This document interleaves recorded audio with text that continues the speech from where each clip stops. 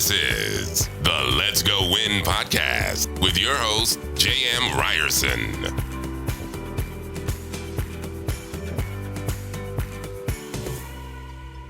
What is happening, you guys? Welcome back to the Let's Go Win podcast. I'm excited. This gentleman you're about to meet, he has met with some world-renowned people around the world. He's helping people tremendously. Pulitzer Prize nominated author of Wisdom of the Men, Clint Arthur, is an award-winning international speaker at Harvard, Oxford, Cambridge, Nasdaq, and the London Stock Exchange. Clint has also appeared on the Today Show, BBC, Sky News, Fox Business, CNN, and HLN networks. Clint has been mentored by Pulitzer Prize winner Frank McCourt, Academy Award winner Arnold Kopelson, and also by everyone's favorite celebrity, storyteller, and Academy Award nominated actress Oprah Winfrey. Today, he'll be telling stories about the biggest celebrities in the world, all of whom he has met and worked with and has learned invaluable, unique life lessons from. Clint, what is happening, brother? How are you? What up? Let's go win. Yeah, man. I'm excited to have you on the show. So you have been busy, brother. I mean, you've met some pretty big, movers and shakers of the world, and you're doing that yourself. What's your story, man? Tell me more about Clint. How did this all come about? Because I can't wait. I have not read Wisdom of the Men, but I'm excited to hear about it. I got really busy because I spent a lot of time in my late 20s and all of my 30s and the beginning of my 40s. I was still smoking pot and drinking alcohol. And I accidentally quit smoking pot on December 14, 2009. And that eliminated a lot of fear, procrastination, and doubt out of my life. And then when I was on the Today Show, I was interviewed by Brooke Shields and Willie Geist. And Brooke Shields goes, you talk a lot about being comfortable outside of your comfort zone. And I said, yeah, life begins where your comfort zone ends. And then she goes, that sounds scary. And I said, when it's scary is when it's great. And we're going to talk about the issue of fear a lot. I'm going to really hit that hard and open people's eyes, because fear is my best friend. And it should be yours too. That's a good quote. Fear is my best friend. I'm going to meme that one. I never said that one before. I already know the title of the podcast. Like, you nailed it. So anyway. And the next day I woke up after partying. I was on the Today Show December 31st, 2013. And on the next day, after partying all night long, drinking until 1:30 in the morning, I woke up and I said to my wife, and I wasn't even hungover. I said to my wife, baby, I think I'm done drinking. And that was the last I did. I've been sober ever since then, over 8 years. And, you say I've been busy. Well, the reason I've been busy is because I've had a lot more time. See, I used to drink alcohol. Like, if you were to ask me, what's your favorite hobby? I would say drinking good alcohol and getting drunk is my favorite hobby for a long, long, long, long time. And even though I was a pretty high functioning drinker, I wouldn't even classify myself necessarily as an alcoholic, although I ticked a lot of those boxes.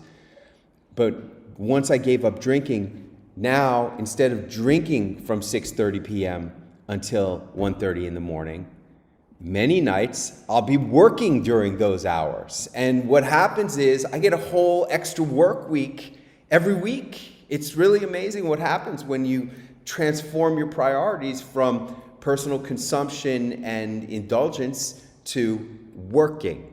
Amazing what will happen for you. And, I've been very busy trying to make stuff happen, trying to make up for lost time. Because I'll tell you what, I chased the Hollywood dream all throughout my late 20s and 30s, and I was the biggest loser in Hollywood. I couldn't get arrested except to get a DUI. And that's not a lot of fun. That's really not a lot of fun. I had to relearn how to be successful in my life. I had to reprogram my brain, because I had heard so many times during those 13 years of chasing that dream that never amounted to anything. You suck, you're lousy, you're no good, your writing sucks, you're not a good actor, you're too old, blah, blah, blah, blah, all these things, all these reasons why I wasn't making it. And I had to learn how to be successful all over again. And, you know, after I got out of chasing the Hollywood dream, I started selling gourmet food, and I became moderately successful with that pretty quickly until I went on a little TV show called Iron Chef America.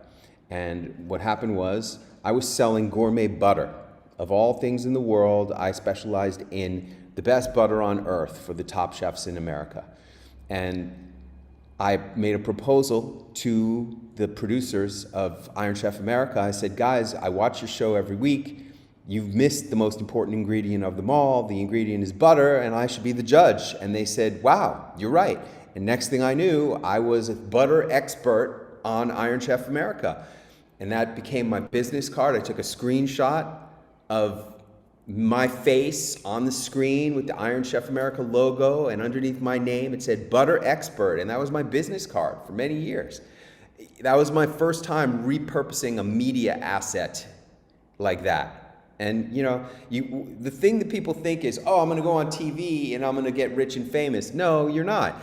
But going on TV opens up a lot of opportunities for you to position yourself as somebody better than you used to be before you were on TV. You gotta be creative, and you gotta reuse these media assets like this podcast. I'm going to not just rely on your audience, I'm gonna send this out to all of my followers, because they're the ones who are more likely to buy from me than your audience. Your audience is just getting to know me. But my audience, I'm continuously reinforcing my positioning as somebody very special in their eyes, a celebrity entrepreneur. I wrote a whole book right before this book. My book was called Celebrity Entrepreneurship. And that's a great book. I really learned a lot in the writing of that book. But Wisdom of the Men talks a lot about how do you position yourself, your personal brand. How do you create a personal brand that is perceived as a celebrity brand? Like, for example, you know who Tim Ferriss is? Oh, of course. Of course, right? Of course. 4-Hour Work Week, 4-Hour Chef, 4-Hour Body, right? Tim Ferriss podcast. Everybody knows who Tim Ferriss is, right? He's a hero. Everybody knows, right? I said to my daughter, what do you think of Tim Ferriss? This is when she was a senior in high school. She goes, who? I go, what do you mean who? He's on Dr. Oz. He's on, this is when he was doing 4-Hour Body. He was on Dr. Oz several times doing gimmick stunts, weight loss, ice baths, all these things. Everywhere I looked, there was Tim Ferriss. That's because he's a celebrity entrepreneur, and I'm in his target market. And I bought all his books. I came this close to signing up for a $10,000 seminar with Tim Ferriss. This close, really. And that's celebrity entrepreneurship, because I'm telling you, what about Tony Robbins? What do you think of Tony Robbins? I mean, he's the guru of personal development. He's the biggest celebrity in our industry, right? Sure. I'll show you video after video after video on this phone. And I say, what do you think of Tony Robbins? And the person says, who? I'm gonna have to do that. I'm gonna have to show you one of those because it's so unbelievable, isn't it? It's unbelievable. Because he's helped so many people around the world that we think his reach is X, but like it's not Oprah Winfrey. Is that kind of where you're going with this, Clint? I'm curious. Even Tony Robbins is not Oprah Winfrey, because there are plenty of people who don't know who is Tony Robbins. Okay, here's one of these. Anybody here know who Tony Robbins is? Do you? No? Do you know who he is? Do you know who Tony Robbins is? No? How about you? You know who he is? Nobody. They're not his target market. And you could say whatever you want about the demographics of these people. I'll show you video after video after video of people who are not entrepreneurs who do not know who Tony Robbins is, because we are his target market. And if a guy like Tony Robbins can be nobody to 99.9% of the population, then you can begin to understand how I can be very famous to my target market and be making millions of dollars a year as a result of being somebody very special to them, and I'll be completely nobody to the vast majority of the world. And I go into that very deeply in this book, Wisdom of the Men.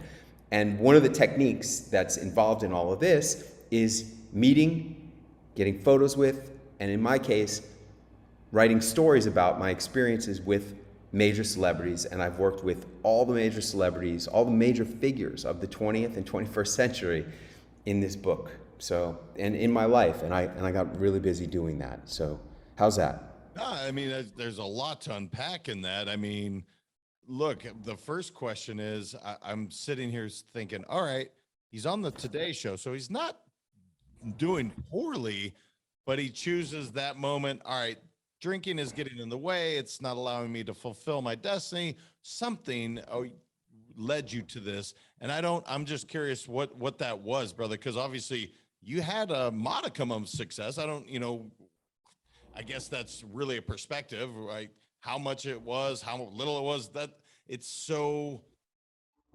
such a varied scale, but you weren't doing poorly. So let's just start there. What was the impetus to say, you know what, this is not serving me, or I just think I can do more. I'm going to stop drinking, and then we can dive into all the other things, because I'm sure they want to hear about all your celebrity stories, because that's pretty unique and it's fascinating.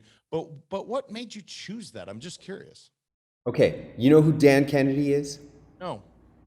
Okay, Dan Kennedy is one of my gurus. He's a direct marketing, direct response copywriter and entrepreneurial mentor. And in November of 2013, I won Dan Kennedy's Info Marketer of the Year because of my seminar, Celebrity Launchpad, where I train authors, speakers, coaches, entrepreneurs how to book yourself on local TV news and talk shows for free. And when you show up at the implementation event, I guarantee you're going to book yourself on at least 3 shows, or you get your money back plus $1,000. I just did my 51st Celebrity Launchpad, and it's 10 grand to attend with that $1,000 guarantee, right? Money back plus $1,000 guarantee. So I was doing very well by the end of 2013, because I had done, 5 of them by that point. That's how come I quit drinking. See, what I realized was when I went on the Today Show, have you ever heard of Maslow's hierarchy of needs, Maslow's pyramid? The peak of that pyramid is self-actualization, making your unique difference and impact on the world. And when I got on the Today Show and achieved like my highest aspiration, I never thought I was gonna get on. So many people said, you're never getting on Today Show. You're a self-published author that nobody's ever bought your books. You got no TV experience. You're a middle-aged guy nobody's ever heard of. They're not gonna put you on the Today Show. Well, they did. And when that happened, I was like, I suddenly felt inside no longer that I needed to drink, and that's exactly what happened. And what happened, and like one of the books I wrote when I was struggling, I told you I got a DUI. I got arrested for a DUI. I had to go to DUI classes as part of my settlement with the court, and I became friends with the DUI class teacher, and he had a fascinating story about how he had been 4 DUIs, 3 times that he was married and divorced, 2 times that he died and was brought back to life, and 13 years of recovery and sobriety through AA. And he talked about this thing called the rocket ride that you get when you get sober. And look, I'm not saying sobriety is right for everybody. I'm not trying to push this on you, but especially after what's been going on with lockdowns and the whole world, a lot of people have a lot more drinking issues these days. And he talked about this thing called the rocket ride, and I didn't know what it was. But as I got more successful, and when I felt like, I don't need to drink anymore, that rocket ride is what kept me going in the toughest moments, because I wanted to experience, what is the rocket ride?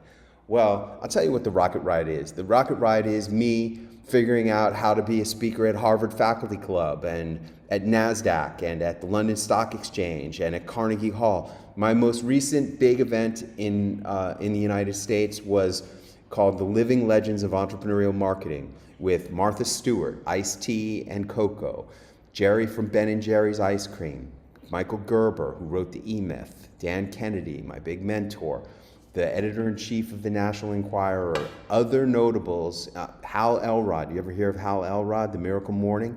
He's one of my students, okay? When he came to Celebrity Launchpad, he registered, called me the next day and said, Clint, I talked it over with my wife, Ursula. We really can't afford for me to go to Celebrity Launchpad. I said, no, Hal, your story is so important. We're going to work out a special payment plan. We had to arrange extended payments for him to be able to afford to come. Now he's sold over 2 million books with a royalty of $8 a book. Do the math on that one. On the back of his evergreen marketing videos on YouTube of him going on 12 TV shows from Celebrity Launchpad. He was one of my speakers at Carnegie Hall, and me, so my speaking career really accelerated once I got off of all of these inhibiting substances and unleashed my true power and potential. I got the rocket ride, and it's been the best thing. I would never trade it. I miss drinking wine almost every day. I miss drinking beer. I'm spending a lot of time in Mexico. There's a lot of great beer and tequila down here that I wish I could drink, but if I was drinking it, I'd be drinking it all day long. Well, it sounds like you know who you are. One of the things that you talk about is running towards fear. So. Yeah. I don't know. Let's just say you don't want to get off the rocket ride. So I guess that would be a fears. I don't want to get off this rocket ride. I want to keep this thing going. Tell me about running towards fear, because most people are like, screw that, man. I'm going right away from fear. I'm not going towards it. Tell me what you mean by that. Okay. Brooke Shields said, that sounds scary. And I said, when it's scary is when it's great. Now, when 2 weeks to slow the spread was starting to bubble up, I said to my wife, look, it looks like there's going to be quarantines in the United States of America. Do you want to go back to our apartment on the 13th floor in Midtown Manhattan, in a building where there's lots of old people? 5 blocks away from NYU Hospital, but nonetheless, you want to be stuck in an apartment for 2 weeks? Or do you want to go to our loft in Los Angeles? And we're not very fond of Los Angeles anymore. That's why we moved to New York. Or do you want to rent a house in Florida or Arizona where, we really don't know what the situation is there? Or do you want to go to our favorite resort in Acapulco, Mexico, and turn this into a vacation? Next thing you know, we're on a plane to Acapulco. Now, remember when the State Department said all Americans should return to the United States, right? And I saw videos of thousands of people jammed into reception halls at O'Hare Airport, no masks, no social distancing. It was a complete scam. Why they did this, I don't know, but all these Americans came back. I even know a friend of mine who lives in my building in New York City who was on a safari in Africa, and she returned to the United States to do the 2 weeks to slow the spread. When I heard about the 2 weeks to slow the spread, we were in the hotel in Mexico. And when they said all Americans return to America, that's when I rented our first villa. For 32 days, I rented a villa. And the night before we were supposed to move into that villa, out of the safety and security of this high, 5-star hotel that we've been going to for years, I was terrified. I was like freaking out. I was like, wow, are we going to be safe living in a house without security? No front door. We rented this villa with an outdoor living room and dining room. You just walk up the steps and you're in the living room, right? I looked up, how can you buy a gun in Mexico for security? If I could have refunded out of that 32-night rental that I did, I would have, but I couldn't. And the next day, I got to rent a car. We loaded up all the stuff out of this hotel room, drove over to the house, walked into our paradise, looked around at our beautiful view, our private pool, our gorgeous gardens, and we said, what the heck have we been doing in that hotel all these years? Why haven't we been doing this? We spent a month in that house. I rented another one that was even better for the next month. I rented another one that was even better for 2 more months. We spent 4.5 months in Mexico, and by the time we left, we had an accepted offer on our villa here. Now we have an 18,000 square foot mansion in Acapulco, and we are different people.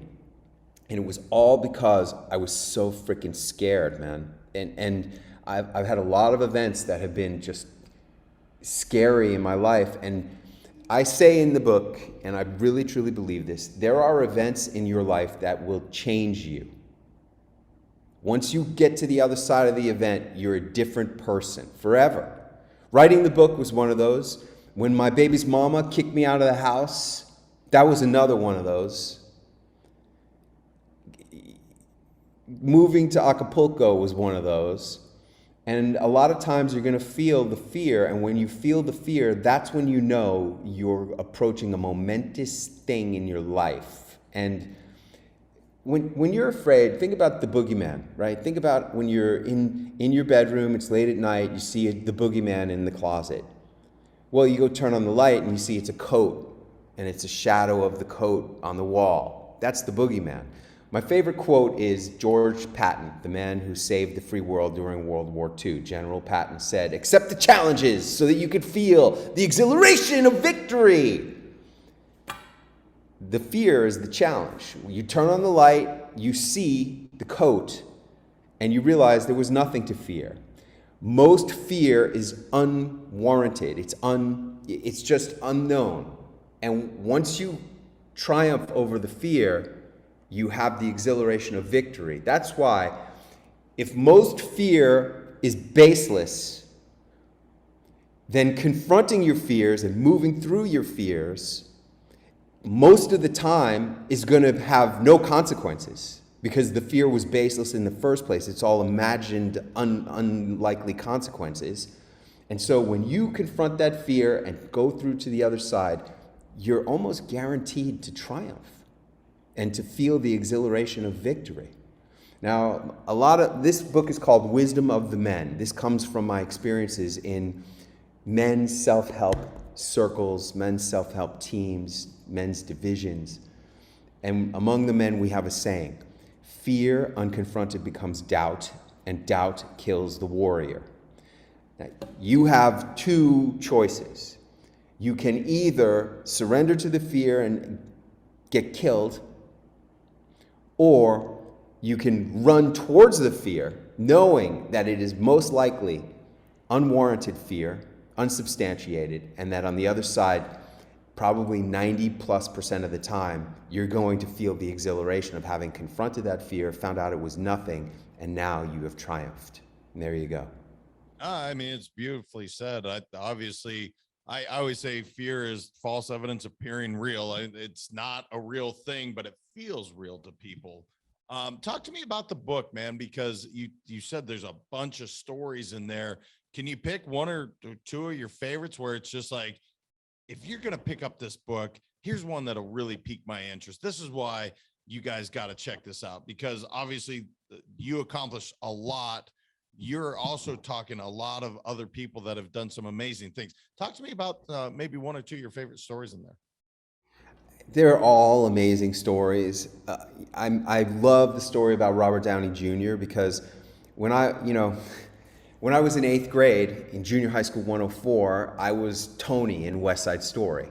And Robert Downey Jr. was the lead in the musical version of Hair that we produced the same year.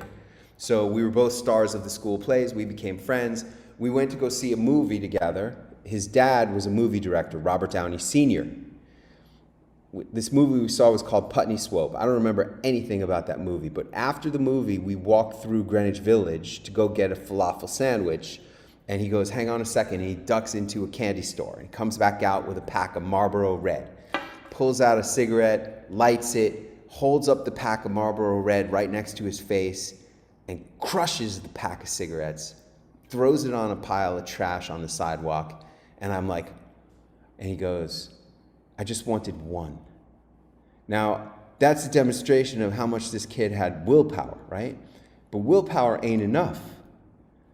Everybody knows Robert Downey Jr.'s willpower was not enough to keep him out of jail because of his use of hard drugs and the negative impact that had on his life. And then he gets out of jail, and luckily he starts getting employed again as an actor. And one of the producers who hired him to do a movie was this girl named Susan Levine. This is the fascinating part. I'm married to a woman named Allison. And Allison used to be the president of a pretty good-sized production company in Hollywood. And Susan Levine was the person in the company who was called the development girl. The development girls, they read the scripts and they tell the bosses why the scripts suck. That's basically what they do. I know that because many development girls told me why my 30 screenplays sucked, right? I heard that over and over and over. Susan Levine and Robert Downey Jr. connect on this movie and get married. And she and he have been on the massive rocket ride ever since he got clean and sober from hooking up with a good woman, because one of my coaches, he said, women are smarter than men. A woman is going to make you better than you are. And another one of my mentors, the one who ran the men's weekend, he said, the love of a woman makes you feel like you are better than you actually are. And sports teams pay psychologists millions of dollars to try to make the team think that they're better than they really are, because that's what makes champions. The champion is the one who thinks he's the best, and because everybody's got the skills. When you're a professional athlete, everybody's got the skills, but the one who believes it and wants it more is going to be the winner. And that's what happened with Robert Downey Jr. He connected with a great woman. She made him believe that he was better. Sorry, that was a mosquito that terrorized me last night. I didn't get him, unfortunately. But that's the lesson of Robert Downey Jr. is who you're sleeping with makes a huge difference. When you wake up in the middle of the night and you say, oh my God, baby, I have the greatest idea. Like, for example, I was at a Dan Kennedy seminar with my wife, and I had this idea. I said, Allie, Dan Kennedy is a living legend. We should do a conference where it's him and other guys like him who are the speakers, and I'll call it the living legends of entrepreneurial marketing. And she goes, oh my God, I love that. We have to do that. And that became Clint Arthur made it to Carnegie Hall. Okay, that became Clint Arthur working with Martha Stewart and Ice-T and Jerry from Ben & Jerry's. See what I mean? All because I had the support of a smart, good woman, and you need that in your life, and that's essentially the chapter on Robert Downey Jr. That's what that's not what you expected. And that's not, sometimes I ask the people in these chapters, like for example, Snoop Dogg, okay? I met Snoop Dogg when I was looking for the first 6 celebrity launch pads that I did were at the Aria Resort in Las Vegas. And I was going to Aria every other month to do celebrity launch pad, and it was costing me a lot of money. We were spending altogether $12 grand to do a celebrity launch pad, which is not bad when you consider how it's $10,000 to go and there's 12 people in the room, so it's a pretty profitable event. But I was really getting tired of driving back and forth from LA to Vegas. So I said to my wife, let's look at some places in LA and try doing it in LA. And I was at the W Hotel in Hollywood. I looked at their rooms. I didn't think they would work for what I wanted to do. And I'm sitting there just cooling off in their air-conditioned lobby.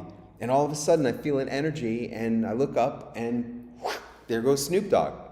I'm like, holy shit, that was Snoop. I better go get a selfie. So I run after him, and he's there on the steps waiting for his car in the valet parking. I go, hey Snoop, can I get a selfie? And he goes, sure, man. We got our selfie. It's one of my most popular selfies. Here, I'll show it to you. I'll pull it up. And then I go, Snoop, what's the most important thing you ever learned? And he says, life's too short to smoke cheap weed. Now, I told you, I don't smoke weed anymore. At that point, I had already quit smoking weed. But he's right. Life is way too short to smoke cheap weed. Life's too short to do anything cheap in this world.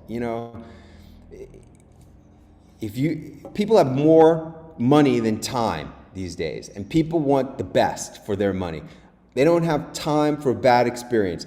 I go to a steakhouse. I could have gone to that steakhouse 50 times. You serve me one bad steak, I don't know if I'm gonna go back. I may try you again. 2 bad steaks, I'm definitely never going back. You know, I just don't have time to have bad experiences, and that's the way people are. And so in all the things that you do, life is definitely too short to smoke cheap weed. It's brilliant advice from a guy that's done some pretty remarkable things. Actually, one of my favorite concerts was him, because it wasn't what I expected either. It was just him on stage with a mic. There was no entourage. It was just him for 45 minutes crushing it. So, brother, I just want to ask you, you know, where are you going with all of this? Because you've already accomplished so much. What's really your, you know, you talk about adventure and what's your life purpose? What are you going to fulfill, man? Because obviously you're doing some pretty cool stuff, but what's it all for, man? What are you trying to accomplish? I'm a writer. When I was in high school, I had a teacher for creative writing. His name was Frank McCourt. He wrote a book called Angela's Ashes, which won the Pulitzer Prize.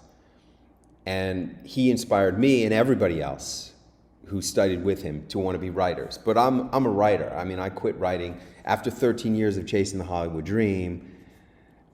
You know, where were you on New Year's Eve of the millennium? Were you getting, do you remember? Were you getting Y2K cash out of an ATM? You remember that? Well, I was in Scotland, and I was at the birthplace of allegedly New Year's at the time. So I was in Edinburgh. It was pretty amazing. Had a great time, but no, I wasn't grabbing cash. I didn't have any cash. I was studying abroad in college. But anyway, I was driving yellow cab number 6087 that night, and in the back of my cab, there were these 2 guys who were MBA interns at Goldman Sachs. They were talking about a high-level executive. Hey, man, did you hear about Mr. Carrera? They made him the last partner right before the IPO, and he cashed out $1 gazillion. And I'm like, hey, you guys talking about Chris Carrera? How do you know Mr. Carrera? Chris Carrera was a pledge in my fraternity. When I was a pledge master, I used to make those little punks dance around the living room of the house with their tighty whities on top of their heads. And now this little punk cashed out $1 gazillion. I go back to my little boat at the end of New Year's Eve, like 5:30, 6 o'clock in the morning. I'm counting up my money. $513. Where was Chris Carrera last night? Was he partying at the Rainbow Room while I'm busting my ass as a taxi driver? I was supposed to be somebody special. And that night I said, I can't keep chasing this dream. Writing 30 screenplays, 10 books, what's it doing? It's ruining my life. I'm never gonna write again. That was the second time I quit writing in my life.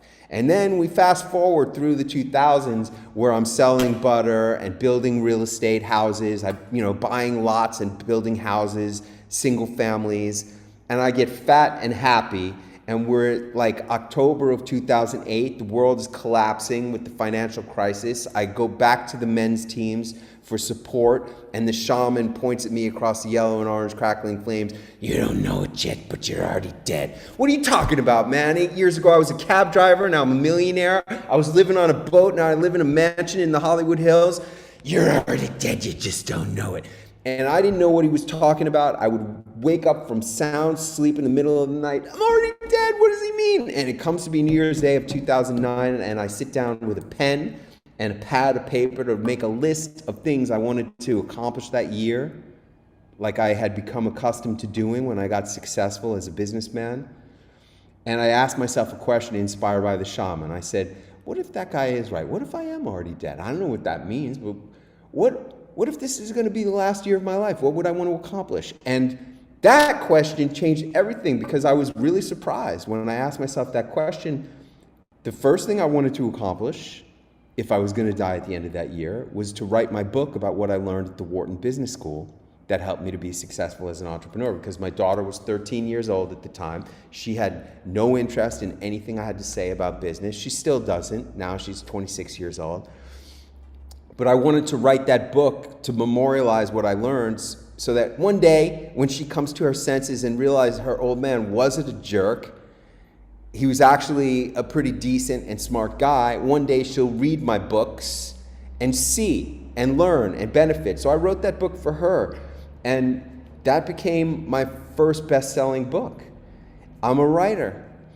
So what's it all about? You know, I pray every day that the judges at the Pulitzer Committee will see the wisdom of the men winning the Pulitzer Prize, because I don't think there's ever been a book like this, and I really tried to do something with this book that would capture all the smartest stuff that I've learned from all the most amazing people in the world who were alive in my lifetime, whom I've had the great privilege to meet.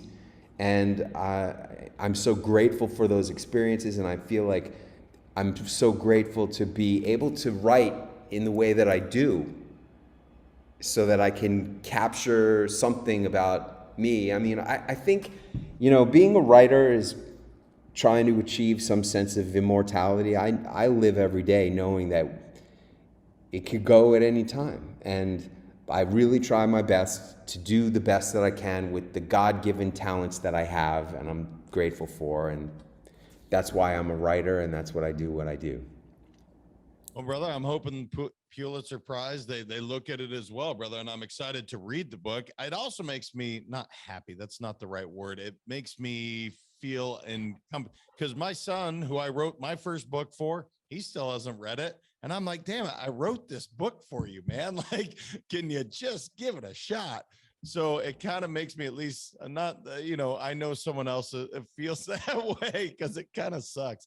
I just want to give you open forum, Clint. If there's something I should have asked you, I just didn't know enough to ask you. Just open forum, man. Anything you want to talk about, something I should have known, and you're like, dang it, I got to get this to the audience before we kind of wrap up.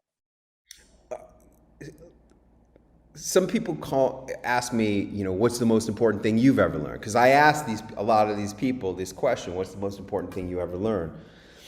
And the answer to that question is that who you are is more important than what you actually do or sell.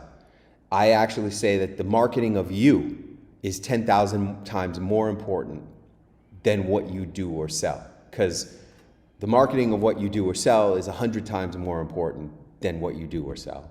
And then the marketing of you is 100 times more important than that. So it's 100 times 100, which is 10,000 times more important. You know, my whole life has been a quest to be somebody special, to live a life worthy, a worthy life, you know, to be the most that I could be. And really, you could be the greatest brain surgeon in the whole entire world, but if nobody knows who you are, and if nobody is excited to have you do their brain surgery, then you're not going to save any lives. And I don't do brain surgery. All I do is teach people how to have more impact, influence, and income, or how to write better stories or write better books. Those are the things that I'm really most interested in doing and what I do the best. But the results that I get are meta. I'm helping leaders to have more impact, influence, and income, and they have a ripple effect out into the world. So, you know, if you're an author, a speaker, a coach, an expert, I can save you years and years and years of struggle. Just by reading this book, you're gonna be a lot smarter about how to have more impact, influence, and income. And if you want to come to any of the trainings that I do, go to clint.com. That's Clint with 3 T's. Why 3 T's? Because I work with all kinds of experts. One of the experts I work with is a name science expert, the science of names. And she said, I wish you had another T at the end of Clint, because the T's always end up on top. And I tried to get Clint with 2T's.com, but I couldn't get that. So I got Clint with 3T's.com, and that's why Clint with 3T's.com is the place to connect with me. And you can get the book on Amazon. You got to put in Wisdom of the Men, Clint Arthur, and you'll get that. I don't know, are you an Audible member? Of course, man. Look, as much as I'm walking the dog, I got to be learning. So yes. Right? Okay. How many credits you got stacked up? great question, brother. I never even consider those. I don't know why. I just keep buying. So I don't know. I'll have to look. You know, I got 5. I bought a bunch of books last month. I still got 5 credits. So crack off one of your monthly credits that are stacking up and get Wisdom of the Men. I did the recording. See, my process of writing this book, this is good for you as a writer, because I've written a lot of books and I think I got a great process down. This is how I write. I make a list of the topics, right? Then I dictate the topics into the iPhone.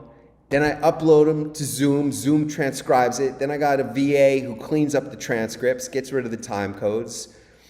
Then I edit the first draft.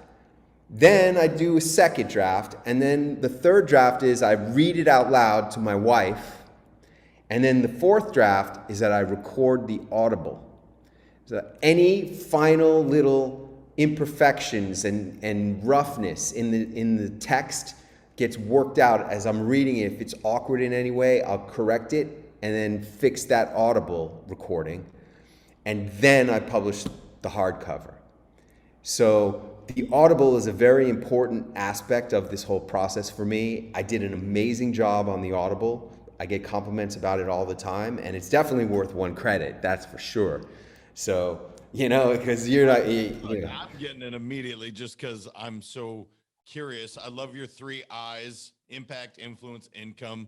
I love what you've done, the fact that you've written so many books. Myself, the process is fascinating because, again, I did it completely different. I finished my book, then read it. And again, I didn't love the audible. So it's fascinating the way you do that. And I think your hope is that you're just what you and I are talking right now. That's how you want the book to come across, would be my guess. Is that the hope? Oh, yeah. Look, there is nothing better for any performer, any speaker, anybody who does anything with their voice. There's nothing better than converting your book to an audible yourself. That's really great. This is not my first audible. This is like my 5th audible, and I'm very good at it. In fact, when I was chasing the Hollywood dream, the only job I ever got hired for and paid for, I got paid $2,500 to voice a 30-second commercial. So people say that my audible is really, really good. You know, I talk the audible as if I'm talking to my best friend, and I hope that you'll feel that way about me when you're done listening to the audible.